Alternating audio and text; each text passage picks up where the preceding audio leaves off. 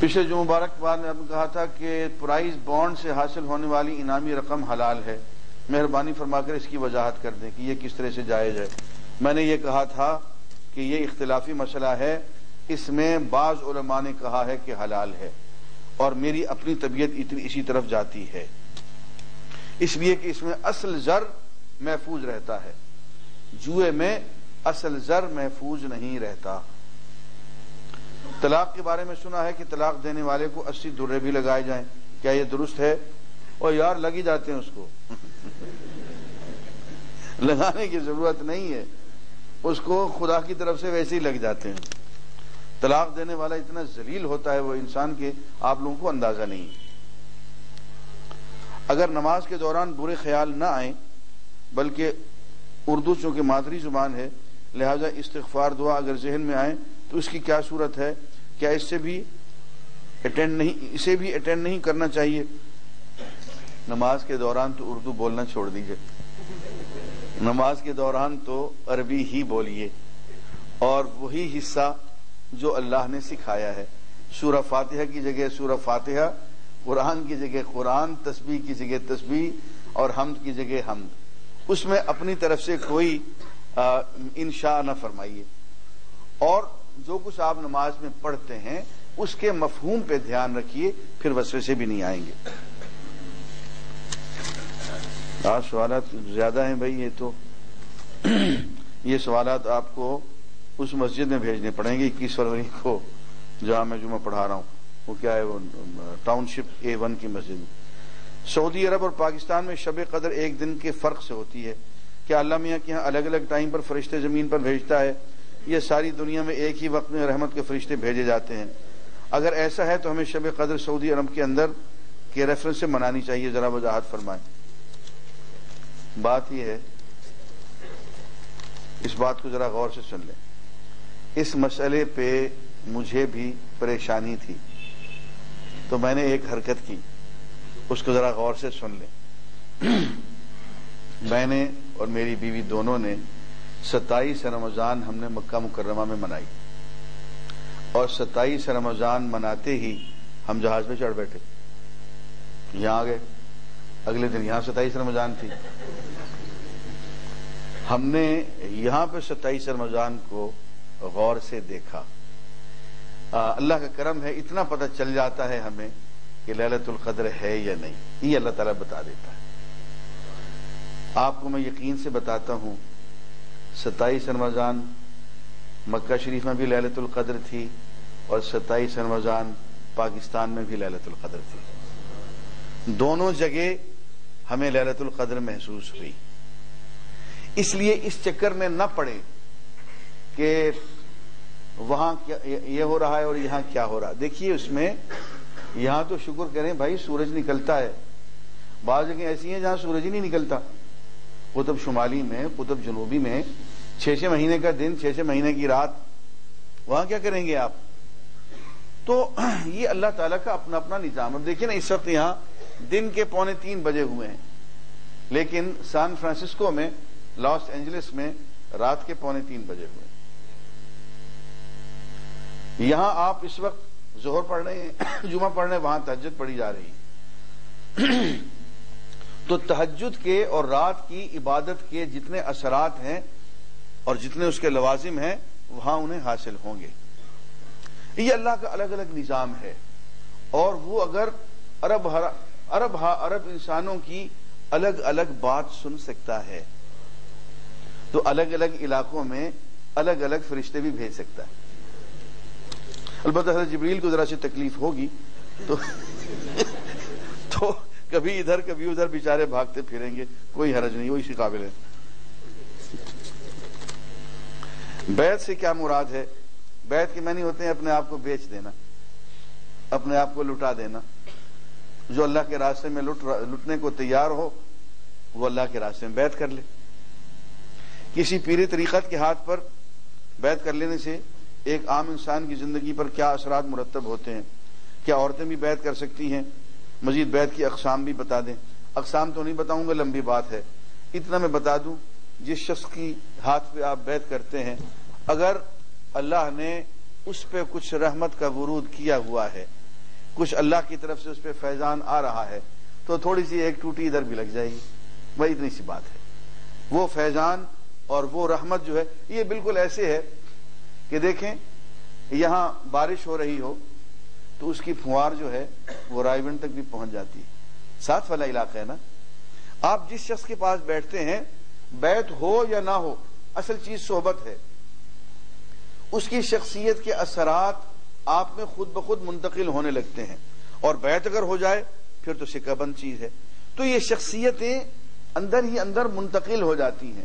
یہ جو میں نے ابھی آپ سے عرض کیا نا حضرت عمر کا یہ واقعہ کہ بھئی اونٹ نہیں چلا سکتے تھے، لیکن حضور اکرم صلی اللہ علیہ وسلم کی صحبت میں آنے کا نتیجہ کہ انسانی تاریخ کے وہ سب سے بڑے ایڈمنسٹریٹر ہیں، سب سے بڑے ہیڈ آف دی اسٹیٹ، نبیوں کے بعد، انبیاء کے بعد اگر سب سے بڑا کوئی ایڈمنسٹریٹر اور ہیڈ آف دی اسٹیٹ ہمیں نظر آتا ہے تو حضرت عمر فاروق ہے۔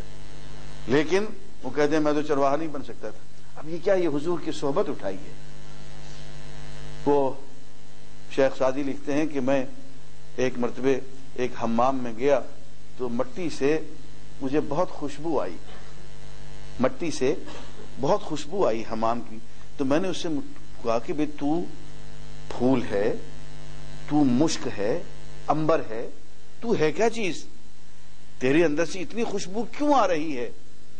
تو وہ کہتے ہیں کہ بگفتہ من گلے ناچیز بودم، مٹی نے کہا کہ میں مٹی ہی ہوں اور ناچیز مٹی ہوں، ولیکن مدت با گل نشستم، لیکن ایک مدت تک مجھے پھولوں میں رہنے کا، پھول کے ساتھ رہنے کا اتفاق ہو گیا ہے۔ جمال ہم نشین در من اثر کرد، ہم نشین کے جمال نے مجھ پہ اثر کر لیا ہے، وگر نہ من گلے ناچیز بودم، ورنہ حقیقت میں تو میں ناچیز مٹی ہی ہوں۔ تو یہ مٹی میں بھی اگر پھول کا اثر آ جاتا ہے، خوشبو آ جاتا ہے، تو یہ روحانیت جو ہے نا، یہ ایک متعدی بیماری ہے۔ یہ رونا دھونا جو ہے، روحانیت دراصل رونے دھونے کا نام ہے۔ جسے اللہ کے حضور رونا دھونا آ گیا اور جسے وہ اپنے حضور اپنے سامنے بٹھا کے رلا لے اور گھنٹوں جسے رلا لے، سمجھ لے کہ وہ یاری نبھا رہا ہے اس سے۔ تو یہ دیکھیں نا، ایک شخص گنگا ہے، بہرا ہے، وہ سمجھتا نہیں ہے کہ محفل میں کیا ہو رہا ہے، اور محفل میں لطیفے ہو رہے ہوں، سب لوگ کھڑکھڑا کھلکھلا کے ہنس رہے ہوں، اب اس کو تو لطیفہ سمجھ میں نہیں آ رہا، لیکن بانچیں اس کی بھی کھلی ہوئی ہوں گی، سب کو ہنستا ہوا دیکھ کے اس کی بھی بانچیں کھلی ہوئی ہوں گی، تو کیوں ہنس رہا ہے؟ سب کو دیکھ ہنسی کا اثر جو ہے اس کی شخصیت پہ بھی۔ ایک محفل میں ایک آدمی بیٹھا ہوا ہے، اسے پتہ نہیں کہ باقی لوگ بیٹھے کیوں رو رہے ہیں، کون مر گیا، کس پہ غضب ہوا، کس کا نقصان، وہ رو رہے ہیں، اس کی آنکھوں میں بھی آنسو آ جائیں گے۔ یہ کیا، یہ صحبت کا اثر ہوتا ہے، شخصیت منتقل ہوتی ہے، اور یہ بیعت کا اور صحبت کا اثر یہی ہوتا ہے۔ اسی لیے صحابی کا رتبہ غیر صحابی کے مقابلے میں زیادہ ہوتا ہے۔ صحابی وہ ہوتا ہے جس نے بحالت ایمان حضور اکرم صلی اللہ علیہ وسلم کی زیارت کر لی ہو اور بحالت ایمان وفات پالی ہو۔ فرماتے ہیں دخل الجنت من رآنی، جس نے مجھے دیکھ لیا وہ جنت میں داخل ہو گیا۔ ودخل الجنت من رآ من رآنی، جس نے مجھے دیکھنے والے کو دیکھ لیا وہ بھی جنت میں داخل ہو گیا۔ اب یہ ایک لمحے کی صحبت حضور اکرم صلی اللہ علیہ وسلم کی، ایک لمحے کی صحبت جو ہے وہ انسان پہ اتنا اثر کرتی ہے کہ وہ بہت منازل طے کر جاتا ہے۔ وہ ایک تھے، وہ کیا نام ہے، احمد ان کا نام تھا، اویس قرنی، بہت عبادت گزار تھے، حضور کی خدمت میں حاضر نہیں ہو سکے۔ حضور نے ان کے بارے میں بشارت دی، سیدنا عمر سے کہا کہ اسے دعا کروانا، آئے گا تم سے ملنے۔ وہ آ گیا، دعا کروائی حضرت عمر نے، لیکن صحابی نہیں تھے۔ اس کے مقابلے میں ایک صحابی تھے جن سے حضور نے کہا تھا کہ میرے سامنے نہ آیا کرو۔ یہ امیر حمزہ کے قاتل تھے، غزوہ احد میں وحشی ان کا نام تھا، امیر حمزہ کے قاتل تھے۔ تو جب یہ اسلام قبول کرنے حضور کی خدمت میں آئے تو وحشوں کو دیکھ کے حضور رونے لگ گئے، اپنے چچا یاد آ گئے۔ بشری تقاضا تو ہوتا ہے نا، نبی تو بشر ہوتا ہے، انسان ہوتا ہے۔ چچا یاد آ گئے، کہنے لگے الیک عنی یا وحشی، وحشی یہ کام کیا کرو، آیا ضرور کرو، میرے سامنے نہ آیا کرو، اس لیے کہ مجھے غم دو گے تو تمہارا نقصان ہو جائے گا۔ نبی کی دل آزاری سے امتی کا نقصان ہو جاتا ہے۔ یعنی یہ بھی آپ نے غصے سے نہیں کہا، رحمت سے کہا کہ بار بار مجھے اپنا چچا یاد دلاؤ گے، میرے دل میں غم تازہ کرو گے، تمہیں نقصان ہو جائے گا۔ یہ جا رہے ہیں مسجد میں، ایک آدمی سویا ہوا ہے، آپ نے سیدنا علی سے کہا کہ اس کو جگا دو، نماز کا وقت ہو گیا۔ سیدنا علی نے جگا دیا۔ سیدنا علی پوچھتے ہیں کہ یا رسول اللہ آپ نے خود کو نہیں جگایا؟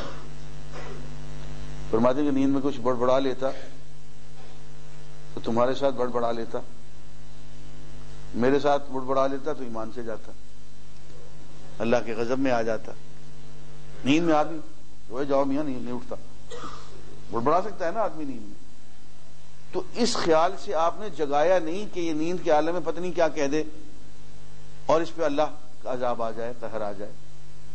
تو یہ اس آپ نے فرمایا کہ وحشی میرے سامنے نہ آیا کرو۔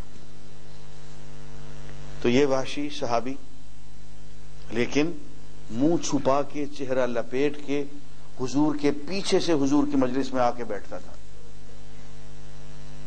صحابی ہے، تمام ائمہ کرام نے لکھا ہے کہ اس کا رتبہ اویس قرنی سے زیادہ ہے۔ بات سمجھ میں آ گئی؟ یہ صحبت کا اثر ہے۔ ہم خود صاحب حیثیت ہیں، زکوٰۃ دیتے ہیں، ہمارا بچہ ایک دینی مدرسے میں پڑھتا ہے، وہاں پر مدرسے کی امداد ہوتی ہے اور بچوں کو نقدی کپڑے وغیرہ ملتے ہیں، ہمارے بچے کو بھی ملتے ہیں، اس بارے میں وضاحت کیجئے۔ اس بچے کے لیے یہ لینا جائز نہیں ہے، اس کو واپس کر دینا چاہیے۔ اللہ تعالیٰ نے دنیا کس مقصد کے لیے بنائی ہے؟ تاکہ آپ یہ سوال لکھ کے مجھے بھیجیں۔ اللہ تعالیٰ قادر مطلق ہے، اس نے اپنی قدرت کے ظہور کے لیے اور ہم سے پیار کرنے کے لیے ہمیں پیدا کیا اور یہ دنیا بنائی۔ نماز میں ہر رکعت سے پہلے کس طرح نیت کرنی چاہیے؟ ہر رکعت سے پہلے نیت کرنے کی ضرورت نہیں ہے، نماز سے پہلے نیت کریں اور نیت پہ خاصی محنت کریں، زبان سے کہنے کی ضرورت نہیں، دل ہی دل میں اس وقت تصور باندھیں کہ کس کے سامنے کھڑے ہو رہے ہیں، کیا کہنے جا رہے ہیں۔ اور میں نے بعض عربوں کو دیکھا نیت باندھتے ہوئے ایک دعا مانگتے، مجھے وہ دعا بڑی اچھی لگی، کہتے ہیں اللہم ارحم وقوفنا بین یدیک، اے اللہ ہم تیرے سامنے عاجز ہو کے کھڑے ہو رہے ہیں، ہمارے اس کھڑے ہونے کی حالت پہ تو رحم فرما۔ اللہم ارحم وقوفنا بین یدیک، مجھے یہ دعا بڑی اچھی لگی کہ اے اللہ ہم تیرے سامنے کھڑے ہو رہے ہیں، تیرے سامنے کھڑے ہونے کی ہمیں نہ عقل ہے، نہ تمیز ہے، نہ ادب ہے، نہ اس قابل ہے، بس تو رحم فرما دے اور ہمارے اس کھڑے ہونے پہ تو رحم فرما دے اور قبول کر لے۔ یہ ویسے ہی ہے جیسے ہمارے بابا جب وہ درخت کے ہاں چلے گئے اور اللہ کی نافرمانی ہو گئی تو اب معافی مانگنا چاہتے ہیں، لیکن معافی مانگتے ہوئے بھی ڈر رہے ہیں کہ کہیں معافی مانگتے ہوئے منہ سے ایسا جملہ نہ نکل جائے کہ عجز سے اور بڑھ گئی برہمی مزاج دوست، عجز سے اور بڑھ گئی برہمی مزاج دوست، اب وہ کرے علاج دوست جس کی سمجھ میں آ سکے۔ تو ڈر کے بیٹھے ہوئے ہیں کہ اب میں معافی کیسے مانگوں، مانگنا چاہتے ہیں لیکن زبان گونگ خاموش۔ بیگم صاحبہ بھی ساتھ ایسی بیٹھی ہوئی ہیں، وہ بھی پریشان، دونوں میاں بیوی۔ تو پہلی بات جو اللہ سے کرتے ہیں کہ اے اللہ تو رحم فرما، ہمیں معافی مانگنا نہیں آتا، ہمیں معافی مانگنا سکھا دے۔ آپ اندازہ تو کریں کتنی، آج یوں کہہ سکتے تھے نا کہ اے اللہ معاف کر دے، یہ نہیں کہا، اے اللہ ہم سے غلطی ہو گئی، ہم سے خطا ہو گئی، تو معاف کر دے۔ پہلی بات یہ کہ اے اللہ تیرے ہاں رہنا تو نہیں آیا ہمیں، تیرا مہمان بن کے گڑبڑ کر آئے، ہمیں معافی مانگنا بھی نہیں آتا، تو معافی مانگنا سکھا دے۔ کن الفاظ میں ہم تجھ سے معافی مانگیں؟ ماں جناب کا بھی دیکھیے وہ معافی مانگنے کے الفاظ سکھاتے ہیں کہ ان الفاظ میں تم مجھ سے معافی مانگ سکتے ہو۔ قرآن میں لکھا ہوا ہے فَتَلَقَّى آدَمُ مِن رَبِّهِ کلمات، آدم نے اپنے پروردگار سے کچھ بول سیکھے معافی مانگنے کے لیے، فتاب علیہ، اس نے معافی مانگی، اس نے معافی قبول کر لی۔ تو یہ عجز کی بات ہے۔ نیت اصل میں اس بات کا نام ہے کہ انسان اپنے آپ پہ عاجزی، تواضع، خشیت طاری کرے۔ اس کا تعلق الفاظ سے نہیں ہے، اس کا تعلق دماغ کی اور دل کی کیفیت سے ہے۔